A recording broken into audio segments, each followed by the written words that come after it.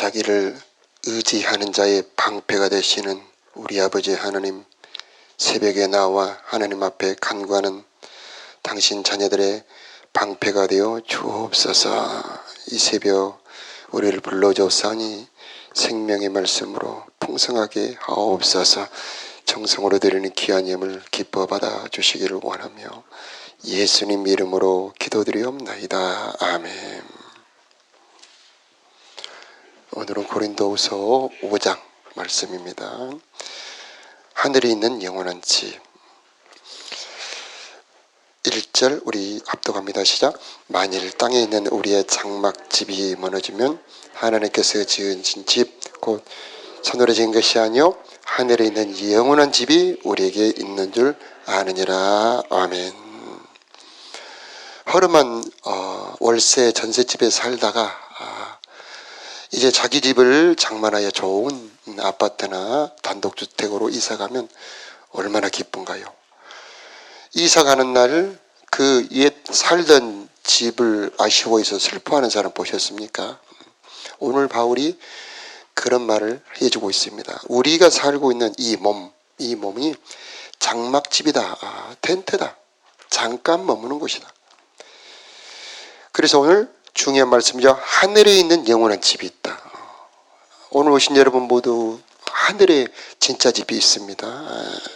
그것이 우리들의 소망이죠. 우리가 이제 고린도전서 15장에서 보았습니다.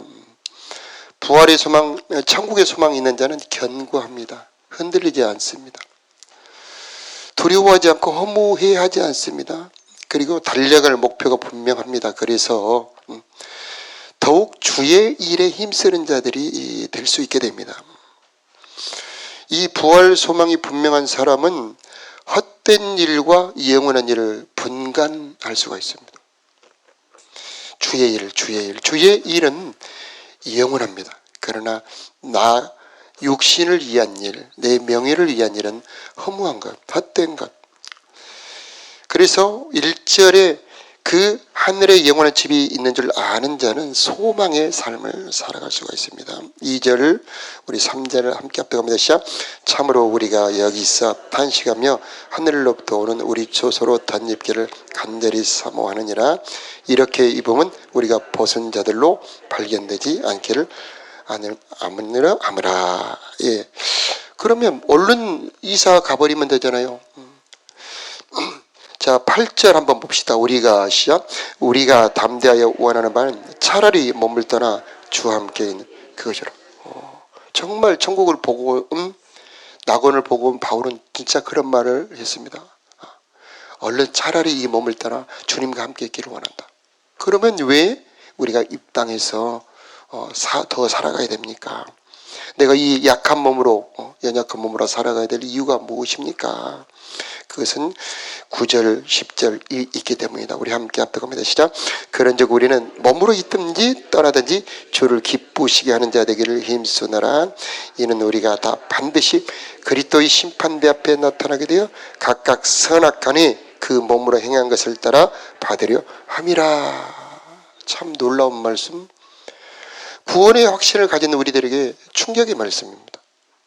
아니, 구원을 받으면 심판을 안 받는다고 했는데 오늘 말씀에 보니까 그 가장 믿음이 좋았던 바울이 그리스도의 심판대 앞에 나타나 각각 선악간에 그 몸으로 행한 것을 따라 심판을 받는다고 말씀을 하고 있다는 겁니다. 여기서 이제 우리들의 혼동이 오는 겁니다. 헷갈림이 오는 겁니다. 그럼 우리는 심판을 받는다는 말인가? 안 받는다는 말인가요? 여기서 말하는 심판은 천국이냐 지옥이냐의 심판이 아니죠. 여기서의 심판은 상급에 대한 심판입니다. 여기서 심판은 달란트 맡겼던 종들에 대한 심판이고요. 문화 맡겼던 종들에 대한 심판인 겁니다. 여러분 문화 비유 잘 아시죠? 달란트 비유 잘 아시잖아요. 5 달란트 남겨온 그 종에게는 잘하였도다. 착하고 충성된 종아, 네가 작은 일에 충성하였으니 내 주인의 즐거움에 참여하라 그러죠. 10 문화를 남겨온 종에게는 잘하였다다. 착하고 충성된 종아, 네가 작은 일에 충성하였으니 열 고을 권세를 차지하라 그러잖아요. 그런 한 문화 남겨온 종한테 혹시 주인님께서 흩어지 않는 데서 거두고 심지 않는 데서 거두는 줄 알고 두려워서 내가 이것을 쌓아 묻어두었나이다 책망합니다. 이 악하고 게으른 종아, 저 바깥 어두운 곳에 내어쫓으라. 바깥 어두운 곳은 지옥이 아니죠. 이 영원한 지옥은 불못이라고 그럽니다. 다른 겁니다. 그래서 우리가 구원받은 우리들이 이제 더 할 일이 있다. 달려가야 될 이유가 있다. 그것은 뭡니까? 10절에 그리스도의 심판대가 기다리고 있다는 겁니다. 그 그리스도의 심판대는 각각 몸으로 행한 것. 몸으로 행한 것. 그래서 우리들의 몸이 필요한 겁니다. 그 몸으로 행한 것을 어떻게 심판한다는 말입니까? 9절로 연결하자면 주님을 기쁘시게 했는가? 주님을 슬프시고 경록해 했는가? 내 육신의 삶을 위해서 살았는가? 아니면 주님을 위하여 살았는가? 내일도 나옵니다만 우리 주님께서 모든 사람을 위하여 죽으심은 그 산자들로 하여금 그들을 위하여 죽으신 주님을 위하여 살게 하려 함이니라, 이렇게 말씀하고 있는 겁니다. 주님을 기쁘시게 할 수 있는 시간은 우리가 몸으로 있을 때만, 우리가 몸을 가지고 있을 때만 주님을 기쁘시게 할 수가 있습니다. 주님을 기쁘시게 어떻게 구체적으로 할 수 있다는 말입니까? 로마서 12장 2절에 보니까 너희는 이 세대를 본받지 말고 오직 마음을 새롭게 함으로 변화를 받아 하나님의 기뻐하시고 선하시며 온전하신 뜻을 분별하라, 이렇게 말씀합니다. 여기서 하시는 기뻐하시는 게 바로 하나님의 뜻입니다. 다시 말하면 우리가 몸으로 있을 때 하나님의 뜻을 따라 하나님의 뜻을 이루는 삶을 살아갈 때 하나님을 기쁘시게 할 수 있다는 말입니다. 그때에 하늘에 있는 영원한 집이 각각 다르게 준비가 됩니다. 즉 부활의 영광이 각각 다르게 그 사람에게 이루어지겠다는 겁니다. 우리들의 작은 고난이 지극히 크고 영원한 영광에 중한 것을 이루게 한다라고 말씀합니다. 주님의 뜻을 따라 사는 것은 때로는 힘들고 고단하고 때로는 힘을 써야 됩니다. 그러나 그 고난이 영광을 이루겠다는 겁니다. 우리가 주님을 위해 충성할 때에 권세가 준비되고 있는 겁니다. 그래서 바울은 내가 몸으로 있든지 떠나든지 주를 기쁘시게 하는 자 되기를 힘쓰노라 원하노라, 그렇게 말씀하고 있습니다. 여러분, 오늘도 주님을 기쁘시게 하는 삶을 살아가기를 원합니다. 우리는 소망이 있습니다. 아주 작은 것이 지극히 큰 것을 이룬다는 것을 말씀하고 있어요. 찬물 한 그릇도 상을 잃지 않는다고 말씀하고 있어요. 우리 전도대 보면은 목요일마다 또 금요일, 토요일마다 나가서 복음을 전합니다. 제자만 리더 섬기는 거 쉽지 않습니다. 누가 한번 안 나오거나 시험 들면 애달아 하잖아요.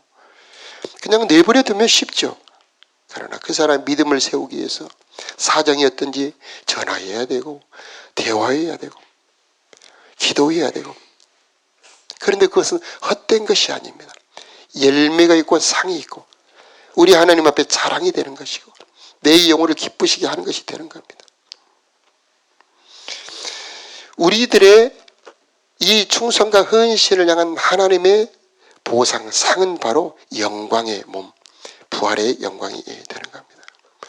자, 이렇게 우리에게 주신 이 부활의 소망을 주신 것을 확증하기 위해서 5절 말씀 우리 함께 합독합니다. 곧 이것을 시작. 곧 이것을 우리에게 이루게 하시고 보증으로 성령을 우리에게 주신 이는 하나님이시니라. 아멘. 성령을 받은 자는 부활의 소망이 분명해집니다. 성령을 받은 자는 충성, 달려갈 이유를 분명히 보게 됩니다. 왜냐하면 성령으로 미래가 보이기 때문입니다. 우리 주님께서는 표대를 가지고 상을 준비하고 우리를 기다리고 계시는 겁니다. 주님 다시 오실 때까지 나는 이 길을 가리라. 좁은 문, 좁은 길.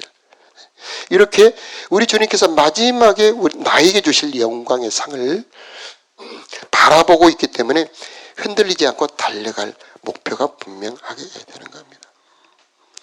여러분, 충성하는 자들은 하나님 유심히 주목해 보고 있습니다. 곤란할 때, 어려울 때 그가 어떻게 하는가를 자세히 보고 있습니다. 아브라함이 이삭을 잡으려고 할 때에 마지막 순간에 아브라함아 칼을 거두라. 네가 진정으로 나를 경외하는 줄 이제야 알았다. 이렇게 아브라함에게 말씀하시잖아요. 아브라함이 이삭을 바치러 가는 그 과정을 하나님 다 주목해 보고 계셨던 겁니다. 우리 주님께서 우리 교회 모든 섬기는 여러분의 하나하나 그 모든 어려움과 곤란을 다 보고 계시고 기억하고 계시고 갚아주신다는 것을 기억하시기 바라고요. 기록되고 있음을 기억하시기 바랍니다. 그래서 충성할 수가 있는 겁니다. 이것을 바라볼 때 힘이 생기게 됩니다. 자, 6절 함께 읽습니다. 그러므로 시작. 그러므로 우리가 항상 담대하여 몸으로 있을 때는 주와 따로 있는 줄을 아나니. 7절. 이는 우리가 믿음으로 행하고 보는 곳으로 행하지 아니함이로다. 내가 충성할 때에, 내가 수고하고 헌신할 때에, 이번에 우리가 또 김장하죠. 이번 주일날 아주 너무 많이 오셔가지고 정말 일감이 부족할 정도로 우리 청년들도 오고 우리 여러분들이 오셔가지고 얼른 끝났습니다. 그런 걸 볼 때에 얼마나 대견한지. 그런데 내가 이렇게 충성하는 거, 내가 남모르게 수고하고 고민하고 기도하는 거 하나님이 아실까? 아신다는 거죠. 그것이 믿음입니다. 내가 믿음으로 행하고 보는 곳으로 행하지 아니함이로다.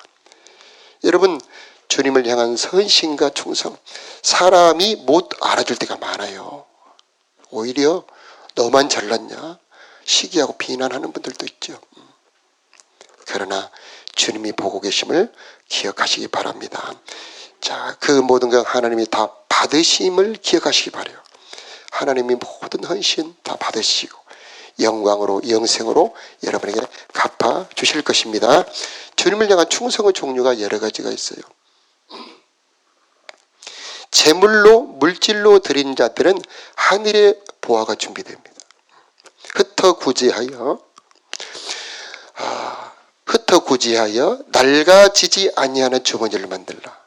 이는 하늘에 둔 바 다함이 없는 보물이니. 이렇게 말씀하고 있습니다. 우리 살아가는 동안에 얼마나 재물이 중요합니까? 돈이 중요하지요. 그런데 이것은 누가 복음에 보니까 이게 진짜 내 재물이 아니래요. 이것은 있다가 사라지는 재물이랍니다. 안개 같은 재물이랍니다. 근데 하늘에 가면은 진짜 보화가 있답니다. 그런데 중요한 것은 여기는 이 잠깐 있는 내 재물, 내 보화를 가지고 저 하늘에 있는 보화를 살 수 있다는 겁니다. 그래서 그 보화를 어떻게 해야 됩니까? 살아. 어떻게 삽니까? 우리 마태복음 13장에 나옵니다. 보화가 감추어진 밭이 있죠. 가서 일하다가 나무밭에 가보니까 보화가 있는 거예요. 그러니까 얼른 가서 자기 소유를 다 팔아 그 밭을 사버리죠. 자, 여기서 천국의 비밀이죠. 보화만 따로 살 수 없는 겁니다. 그 밭을 사야 보화를 살 수 있는 겁니다. 자비와 긍휼을 베풀므로 하늘의 보화를 살 수 있다는 말씀입니다. 이것이 눈이 열어진 사람은 그때부터 흩어 구제하는 일을 게을리하지 않습니다. 이것이 열어지지 않는 자는 아까워서 못해요. 교회도 마찬가지입니다. 오늘날 우리 교회에서 또 개개인에게서 흩어 구제하는 것이 하늘의 보화를 쌓는 일임을, 또 하늘의 보화를 사는 일임을 기억해야 됩니다. 또 우리가 하늘의 보화를 장만하는 두 번째 방법은 충성입니다. 충성. 주인이 달란트가 부족해서 종들한테 달란트를 나눠준 거 아닙니다. 주인이 먼 나라로 여행을 갈 때에 주인이 원하는 목적은 충성된 종과 게으르고 악한 종을 구분하는 겁니다. 자, 지금 그 일이 벌어지고 있다는 걸 기억해야 됩니다. 어떤 의미에서는 종합 시험을 치고 있는 겁니다. 교회의 모든 일과 사명은 하나님의 시험입니다. 과연 저 하늘의 권세, 고울의 권세를 누구에게 맡길까를 하나님이 찾고 계시는 겁니다. 하나님이 다 보고 계시고 하나님이 그 모든 것을 알고 계시고 결국 그리스도의 심판대 앞에 드러나 결산한다는 것을 우리는 분명히 알아야 되는 겁니다. 그럴 때 충성하게 됩니다. 정말 교회의 유익을 위하여, 영혼을 전도를 위하여 마음을 다하고 정성을 다하는 것. 바로 그것이 그 믿음을 가진 사람들의 자세와 삶이 되는 것입니다. 세 번째로는 인품과 성격입니다. 중요한 목적 중에 하나는 그리스도의 신부, 그리스도의 신부를 얻는 겁니다. 주님 재림날이 결혼날입니다. 여러분, 남자들은 한결같지요? 다 이쁜 여자 좋아합니다. 하나님 마찬가지, 주님 마찬가지입니다. 아름다운 신부를 원하는 겁니다. 그러면 영적인 아름다움이 무엇일까요? 바로 그리스도를 닮은 겁니다. 성령의 9가지, 사랑과 희락과 화평, 오래 참음과 자비와 양성과 충성과 온유와 절제라고 하는 이 9가지 성령의 열매를 가진 사람이 아름다운 겁니다. 그래서 내면의 인품을 단장해야 되는 겁니다. 그때에 여러분의 영혼이 지극히 찬란하게 아름다워지게 됩니다. 오래 참을 때 아름다워집니다. 절제할 때 아름다워집니다. 그래서 성도들에게 때로는 유혹이 와요. 성적인 유혹이 옵니다. 미혹이 옵니다. 재물 유혹이 옵니다. 재물 앞에서 딱 내가 절제할 때 그 영혼이 아름답게, 야, 네가 재물보다 나를 더 사랑하는구나 하나님 인정하시는 겁니다. 요셉이 여자 앞에서 자기 절제를 지키죠. 그게 하나님 보시기에 아름다운 겁니다. 많은 사람 넘어지죠. 명예 앞에서 딱 자기를 절제하는 사람, 하나님 보시기에 아름다운 겁니다. 그럴 때에 우리 주님 보시고 아, 네가 아름답구나 하면서 가까이 오셔서 먼저 성령으로 교제해 주시고 은혜를 더 주시고 주님 오시는 날 영광의 신부로 변화되어 결국 결혼의 거룩한 처소로 들어가게 됩니다. 이것을 이제 등불로 표현하죠. 등불은 있는데, 등은 있는데 기름이 준비 안 된 신부는 어리석은 거죠. 즉 빛이 나지 않는다는 겁니다. 이 빛을 마태복음 5장에 보니까 너희 착한 행실 이렇게 표현하고 있습니다. 구원받았으면 됐지 왜 무슨 착한 행실이 또 필요합니까? 그렇지 않습니다. 너희는 세상의 빛이라. 다시 말해 우리들은 등불이라는 겁니다. 여러분 안에 오늘 이 새벽에도 기름으로 채워지시기 바라요. 그것은 내 능력이 아닙니다. 하나님의 능력입니다. 우리 앞에 우리가 착한 행실로 빛을 낼 수 있는 것은 내 실력이 결코 아니고 내 안에서 역사하시는 성령의 능력인 것입니다. 그때에 여러분 아름다운 신부로 단장이 되는 것입니다.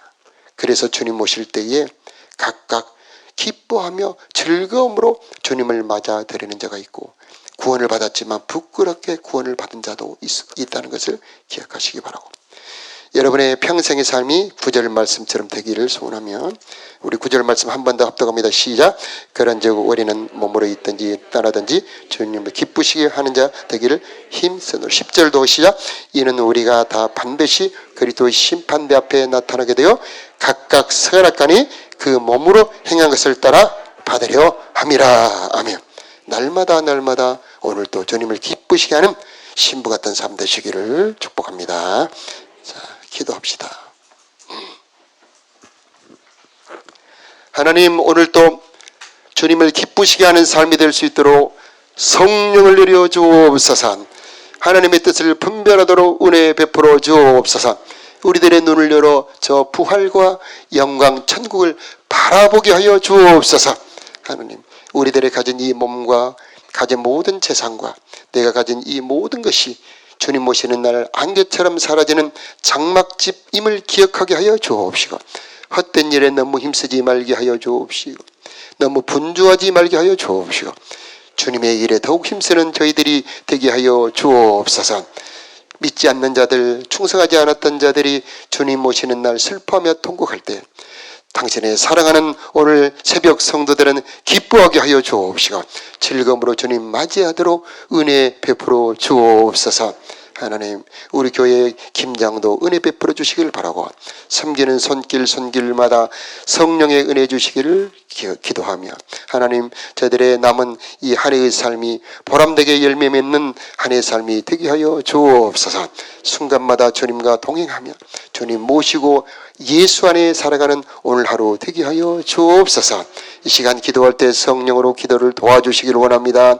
마땅히 빌바라 알지 못할 때 성령이 감동하여 주옵시고 성령이 기도를 끌어주시어서 오늘 우리들의 새벽 기도가 하늘에 상달되게 하여 주시어서 우리 자녀들이 승리하게 하여 주옵시고 우리 교회가 승리하게 하여 주옵시고 각각의 삶이 열매 맺어 승리하는 오늘 하루의 삶이 되게 하여 주옵소서.